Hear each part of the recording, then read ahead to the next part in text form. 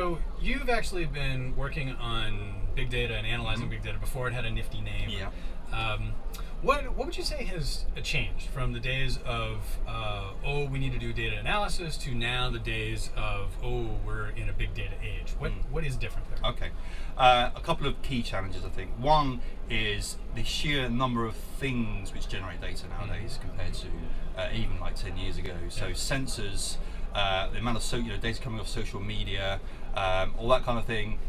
Companies are effectively dealing with new data sources than they were dealing with 10 years ago. And those data sources, a lot of the time now, are less structured than you used to see. So traditional databases are less suited to dealing with that kind of information, and you need a new type of tool set to be able to cope with it properly. So give us an example of big data in the real world. Okay.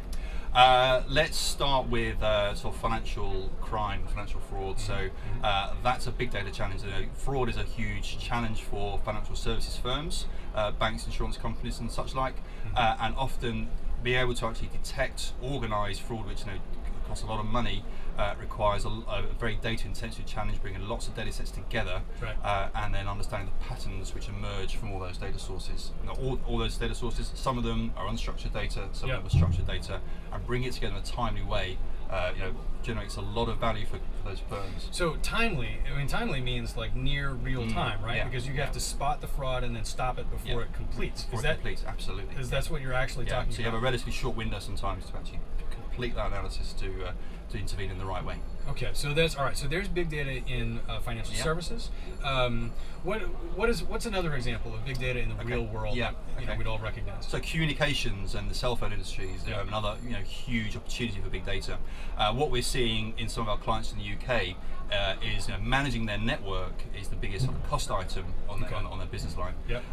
And being able to actually turn their network performance data 90 degrees on its head and look at the customer as a customer experience perspective rather than as a technical sort of cell mast. So not like from a network operations perspective, but from what is it? So what's their experience? Absolutely. Okay. And using the same data but turning on its head and then saying my most valuable customers are seeing their issues over here, not simply that this particular mast in this part of the world is congested, but my most valuable customers are dropping the calls here, here, and here. Really? So getting down to like, here's the perspective of these individual customers' experience, and we need to modify how we're serving them because and intervene on those customers before they leave, before they ring up and complain, before they see further issues. Again, is a huge benefits driver for those firms. That's fantastic. So, what about? I know you do work related to public health and safety. What are you seeing happening there? Yeah, so we've got some really exciting projects going on around public health. Okay. So Public Health England is a body similar to the Centre for Disease Control in Atlanta, in the US. And we're just starting some work now, so we're just in the first stage of the project, looking at genome data for them, so genome analysis. So they look after controlling diseases which spread very quickly, things like Salmonella. In fact, we're taking some Salmonella genome data from them, so billions of rows of genetic data.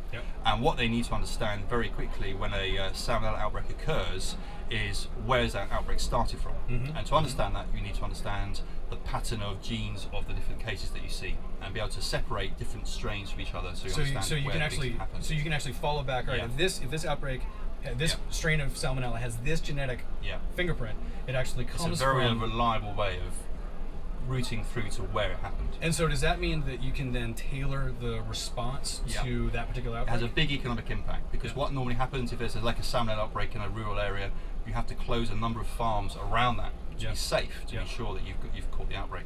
If you take a more tailored approach and know exactly what's happened and where it's come from, you can reduce the footprint of that regulatory response. So you can keep farms open, you can keep areas open, you can keep stores open because you are confident that something hasn't come from that area. That's fantastic. And that's a great, and that's a significant real world benefit to those communities.